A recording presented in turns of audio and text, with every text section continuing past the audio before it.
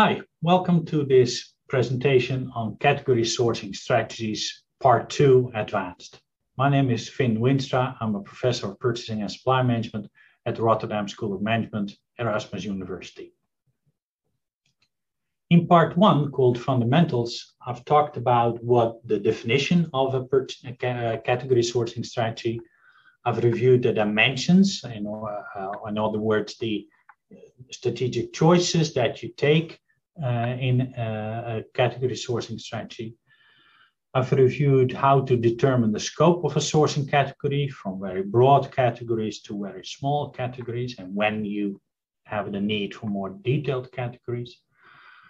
I've discussed the 4 ideal types of categories and category strategies using the well-known Kralitz purchasing portfolio, or the widely applied portfolio of Kralitz.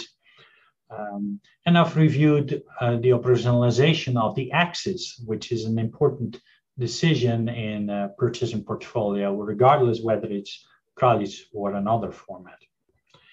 In this particular session, I want to look at the balance of power. How can we take into account the supplier's perspective? And I'll do that by reviewing 2 models. First, we'll briefly talk about how Kralitz suggests to do that, but then I will dive into the so-called Dutch Windmill model and A.T. Kearney's purchasing chessboard. And finally, I'll say a few words about the appropriate portfolio distribution. In what situations does it make sense to try and avoid having too many strategic and bottleneck categories, and which situations is that less of an issue? Now let's go back to the basic portfolio of Kralitz once more to review the 4 strategies and quadrants once again. So we've defined different categories based on the purchasing impacts on business value and on supplier risk. And through that, we've identified 4 segments, from routine to strategic, from leverage to bottleneck products, and the corresponding strategies. Now, Kralitz goes one step further and says, well, for the strategic quadrant, for the strategic categories, it makes sense to do a follow-up analysis where you evaluate the strength of the buying organization versus those of the supplier market, okay? And what Kralitz then does is list 10 different criteria on which to evaluate company versus supplier's strengths. And it's important to realize, as I will explain later, that Kralitz does this at the level of the market, okay? Not at the level of a single potential or actual supplier. Basically, Kralitz suggests to look at market size versus supplier capacity, market growth versus capacity growth, etc. Okay, you see the criteria listed here. So based on those criteria, for instance, break-even stability, if the break-even point is very stable and if it's very high, so you need a lot of volume to break even, you could argue that that means that supplier strength is limited, for instance. Based on scoring these criteria, you get a position in the left-hand matrix, where Kralitz has identified 3x3 situations, low, medium, high, on both axes. And if the supply market strength is higher than the company strength, the buying organization should actually try and diversify, as depicted by the dark gray quadrants, okay? And diversify could mean try to avoid buying these products at all, or try to develop new supplier markets, or to develop, for instance, new technologies that can substitute these products and services. On the other hand, if the buying company is dominating over suppliers in general, then you can exploit that. So negotiate, reduce prices, etc. Now, as you can see, the list of criteria is pretty extensive, and Kralitz suggests to do this as a more detailed analysis compared to the supply market complexity or supply risk dimension. Okay, some of the criteria are the same, but there's a few additional ones. And Crowley essentially suggests to do this just for the strategic quadrant. So this 9x9 or 3x3 matrix is in fact let's say a drill down of the strategic quadrant. Okay, precisely because measuring these criteria takes additional time. So this is one way to kind of evaluate the strengths of the buying organization and perhaps develop even more detailed strategies within that overall category of strategic products and services. Now, an alternative method is offered by the so-called Dutch windmill model. I'll explain that later. The idea here is fundamentally different. Here, the idea is to do an analysis on the level of an individual supplier, be it a current supplier or a potential supplier that you're considering to select. Okay. And the idea is that it pays off to look at your buying organization from the perspective of the supplier. How important, how valuable are you as a buying firm, as a customer to this supplier? And suppliers typically segment their customers based on two dimensions: relative value and the attractiveness of the account. And these are standard models in business-to-business marketing or account management. And relative value is typically measured through the turnover share of the buying organization at the supplier. Okay. So that means that how much of the turnover for this product or range of products and services does this account, this customer, how much of that does it take? What's its share? Is it big? Is it small? Etc. The other dimension takes more non-monetary factors into account, or at least not just the sheer volume. So what's the profit margin? What's the opportunity to grow? What's the contract length? What's the certainty of timing of and certainty and timing of payments? What's the strategic fit? Is this a customer that can help us grow in the markets that really we want to target, or is it in a very particular niche where there's no, let's say, spin-off value, for instance? Okay, all of that determines the account attractiveness. And based on those two dimensions, relative value and attractiveness, suppliers will segment their customers into 4 segments and allocate or define specific strategies for each of the quadrants. So in the upper right hand, you see core customers. There we want to defend our position as a supplier. We want to kind of cosset the customer. We want to provide high service, high response. We give them our best engineers, our best account managers, etc. We give them the newest technologies, etc. At the other extreme, we have the nuisance customers. There we want to divest our position. We have no particular interest. If we're maintaining them, we want to serve them at the lowest possible cost. Okay. And then the upper left, we have exploitable customers. There we want to kind of create profit out of it one way or the other. And the bottom right, we really want to develop those customers because they can become more interesting or provide interesting spin-off potential. Now, the idea is that customers that develop sourcing strategies would benefit from trying to understand their position in the account portfolio of suppliers or potential suppliers. So basically, before you select a supplier, that is one typical moment to apply this idea, you're trying to map yourself in the account portfolio of your alternative suppliers, okay? And this is how it then would look like. You start actually with first determining the category and its position in your purchasing portfolio, as illustrated here in the middle.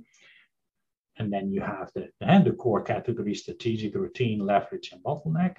And then you try to understand for the respective potential suppliers for that category, where they would position you as a client. Okay, so let's take an example. Suppose I have a strategic category and I have 3 potential suppliers there. One sees me as a nuisance customer, one as an exploitable customer, and one as a core customer. Then most likely, other things being equal, have quality levels, for instance, quantity available, it makes perhaps the most sense to go for that supplier that has me in his or her core segment as a customer. Because I'm interested to build a performance-based partnership, and probably that's the best match when they see me as a core customer. Okay. Conversely, if we go to the routine segment, maybe I can build a good relationship with with a supplier that has me in their core segment, but it could also work with a nuisance situation. Okay, so it says there possible mismatch in the far bottom left corner. But maybe there could be a match. If I'm looking for a supplier that, a no frills supplier that serves me really at a low cost, very efficiently, little administrative humbug, then maybe having a supplier that sees me as a nuisance customer would provide actually a good fit, because he is also interested to serve me at the lowest possible cost. So this idea of trying to match the position or trying to combine the analysis of the purchasing categories with the perspective of the supplier is, I think, a very useful approach. I've seen different companies doing this, perhaps not for all categories, but particularly for strategic and perhaps also bottleneck quadrants. Is quite useful. Sometimes you can even ask your suppliers about information to help position them in these quadrants. Not all suppliers may be willing to share that information, but in some cases it's actually in the interest of both parties. So why not ask for it at least? Then there's another approach, which is known under the so-called purchasing chessboard label. It's an approach developed by consultants Kearney. Okay, and basically it's not a two-step approach, but it's a one-step approach. And Kearney suggests to take into account this balance of power right from the start. Okay, so what Kearney does is to look directly at supply power measured along these different factors that you see listed here, and combine it with demand power. Okay, and the supply power factors are very similar to what we've earlier described under supply market risk or supply complexity, and factors driving demand power is very much similar to what we've seen as account attractiveness a few slides ago. And based on that, Kearney suggests that if both parties are equally powerful and have high power, they should seek, the buying firm should seek joint advantage. And if it's balanced but low power, they should focus on managing spend. Okay. And then obviously there's the unbalanced situations which speak for themselves. Now, I think this model is very intuitive, and I will show you how it is actually further used in proposing a number of levers or methods in sourcing. But I want to point out that there's one disadvantage, in my view at least, is that this matrix does not really explicitly acknowledge what you're buying, how valuable it is to the buying organization. So to me, it is not really clear where how a product that is very valuable, high cost, high importance to me as a buying firm in terms of my corporate strategy, how it can be similar to a very important minor product if the balance of powers are entirely the same. Basically, in this model, they would both end up either in the upper right or the upper left or the bottom left quadrant. Okay, it does not acknowledge the purchasing's contribution to competitive advantage, if you like, or corporate value. So that I think is a shortcoming, but it has some advantages as well. Kearney develops this model further into specifying different levers for each of the 4 quadrants, and then developing specific or proposing different methods for each of the levers. Okay, and I think that is a very useful overview. I will not go into all of these different tools and levers, but you can read and look up these methods for yourself. But I think this provides a very useful overview of the different sourcing tools and methods that we have. But I'm somewhat concerned that one should not get the idea that, say, the demand reduction tool or method is only useful in a situation where there's a very low demand power and very low supply power. It may be more logical there than in the upper right quadrant, but I think the applicability of each of those tools is not just solely determined by the balance of power.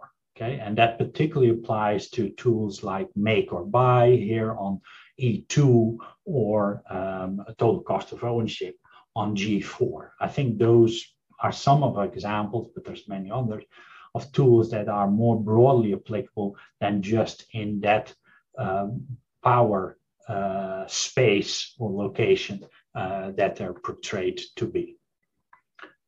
Now, let me then move to the final topic of this lecture, and that is strategy alignment. I'm going to show you 2 actual portfolios from the very same business division at AkzoNobel. And this is actually a division that is active in powder coatings, producing powder coatings for coating IT equipment or furniture, etc. And here you see actually the first business unit, and this is a business unit that has 80% of its spend for value, as described here, in the upper half of the portfolio, and that is pretty normal, as I argued earlier in the fundamentals lecture. We typically find 80% of the value, but 20% of the number of suppliers and the number of products in that upper half. But what is also salient is that they have 86% of their spend on the low end of supply risk, okay?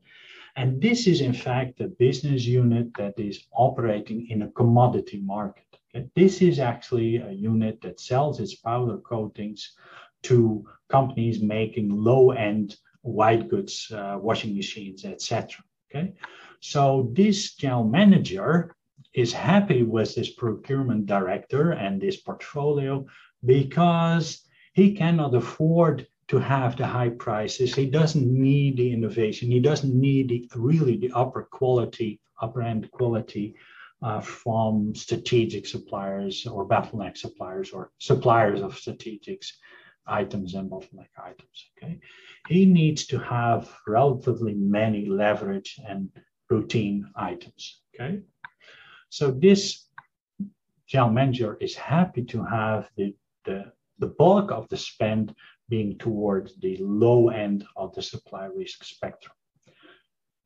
Now here's another business unit, same type of final products. It's still powder coatings. But as you can see here we have still 80% in the upper half, but 60% on the right-hand side. So this is a unit that is actually selling towards a niche market in terms of its customers. This is a unit that needs innovation, partly from its suppliers. It needs high quality products. This is the actual unit that was selling powder coating solutions to Tata for the Nano car. That was the first car that was going to be powder coated. All cars until then were painted, spray painted, but this was the first car that was going to be powder coated, and that required a lot of innovation. And part of that innovation and the quality had to come from the suppliers. So we still have the same ingredients in here, the same type of categories, but we buy them at a higher grade, a higher quality grade. We buy them from an organization with more R&D capabilities, etc. And maybe we're buying a few additional ingredients, okay? And therefore, this general manager is also happy with his procurement portfolio because he really needs strategic suppliers, bottleneck suppliers. He needs unique value propositions from suppliers. So this serves to show that there is no ideal purchasing portfolio distribution regardless of the corporate strategy. The corporate strategy should determine what the distribution is. If you're really focusing on a niche market, really focusing on innovative products, then you should probably require more strategic and bottleneck categories and suppliers. If you're really focusing on high volume, routine kind of commodity markets at your sales side, at the buy side, you should then probably also rely more on leverage and routine categories. Okay? So that concludes this second session on category sourcing. We've looked at how category sourcing strategies can take into account the supplier's perspective in different varieties. We've looked at the Crowley's model, a two-step approach. We've looked at the Dutch Windmill model, and we've also reviewed Kearney's purchasing chessboard model. And finally, we've taken a brief look at the issue of how to determine the appropriate portfolio distribution, and the key point being that what is the optimal distribution in terms of the value across the different segments really depends on what is your customer market strategy. Okay. So that concludes this presentation. Here I've listed a few additional references that I've used in this presentation. And thank you for your attention.